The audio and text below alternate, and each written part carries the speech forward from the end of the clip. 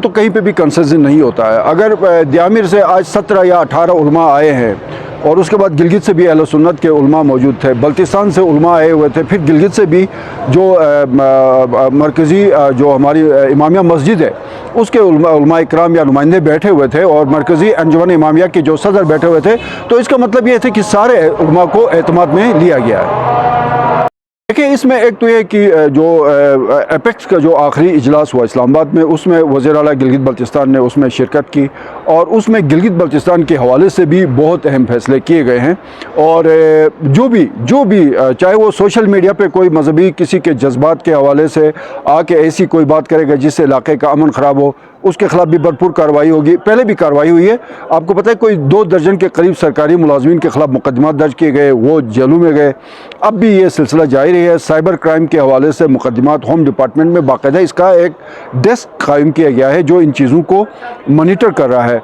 चाहे वो social media का इस्तेमाल हो, चाहे वो किसी जलसे का इस्तेमाल हो। और ख़ासकर जो इस्लामाबाद में एपेक्स कमेटी का इजलास हुआ है वज़ीर-ए-आज़म पाकिस्तान के ज़ेर सदारत, जिसमें आर्मी चीफ़ ने भी शिरकत की और वज़ीर आला गिलगित बल्तिस्तान ने भी शिरकत की, उसमें इस बात का फ़ैसला किया गया है कि शाहरा कराकुम को पर किसी भी किस्म के एहतजाज और धरने करने वालों के ख़िलाफ़ भरपूर कार्रवाई की जाएगी। एक तरफ ये अमन का अमल जारी है, इसमें कामयाबी हुई है। उससे पहले पाकिस्तान से उलमा इकराम आए थे। दूसरी तरफ रियासत अपनी जो है वो रिट को इस्टेब्लिश करने के लिए भी इक़दाम उठा रही है और ये जो गिरफ्तारियाँ हुई हैं वो भी इस बात का सबूत है कि रियासत की रिट जो है और हुकूमत की रिट वो कायम है और आइंदा भी इसी तरह ही होगा। अच्छा, एलामिया दोनों तरफ से जारी हुआ। जो मुश्तरका एलामिया है, एक तो मुश्तरका एलामिया है जिसकी कॉपियाँ हमने प्रेस क्लब और तमाम जर्नलिस्ट को हमने वो जारी कर दी हैं।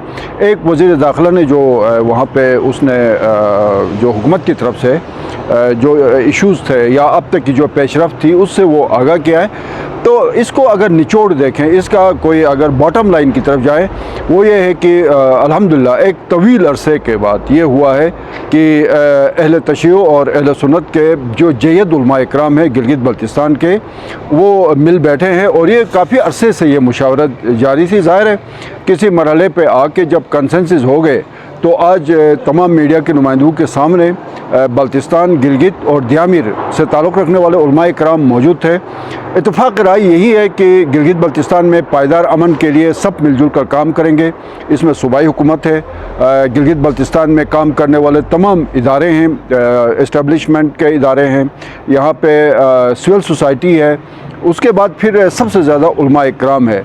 इन्होंने मिलजुल कर इस बात का अहद किया है कि जो भी शरपसंद अनासिर होंगे जो गिलगित बल्तिस्तान के अमन को ख़राब करने की कोशिश करेंगे, उनके साथ मिलकर उनके ख़िलाफ़ जो है वो इक़दाम उठाए जाएंगे और उसमें फिर अक्रॉस द बोर्ड होगा, बिला तफरीक कार्रवाई होगी और गिलगित बल्तिस्तान को पूरे पाकिस्तान के लिए अमन व अमान के हवाले से मॉडल बना दिया जाएगा। तो आज इसमें ये आप समझ लें ये पहला स्टेप है, ये एक आगाज़ है और आगाज़ आपने देखा मीडिया के ऊपर सारी चीज़ें सामने आ गई हैं।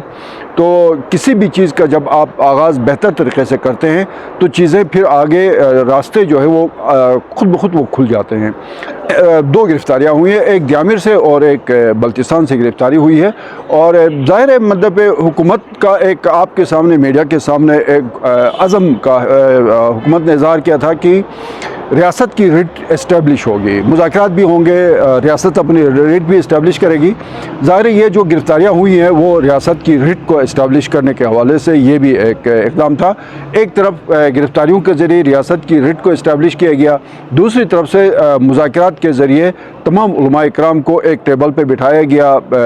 अमन का एक आप समझ लें, इसको अमन मुआहिदा नहीं कर सकते लेकिन एक मुश्तरका एलामिया के ज़रिए दोनों तरफ के उलमा इकराम ने इस अज़म का इज़हार किया है कि गिलगित बल्तिस्तान में पायदार अमन और तरक्की के लिए जो भी फ़रोई इख्तिलाफ़ात हैं उनको पस पुश डालकर मिलजुल कर काम करने का आज़म करेंगे। और इसमें बड़ी एक मुस्बित चीज़ जो मैं आपको बता रहा हूँ कि वो ये है कि उलमाए बल्तिस्तान ने उलमाए दियामिर को बल्तिस्तान के दौरे की दावत दी है। तो इसी से आपको ख़ुद पता है, आप सीनियर जर्नलिस्ट हैं, कि अगस्त के तीसरे हफ्ते से सितंबर के पहले हफ्ते तक गिलगित बल्तिस्तान में कितना एक आप उसको कह सकते हैं पुराशूब सा एक माहौल था, बेचैनी थी, इज़्तिराब था।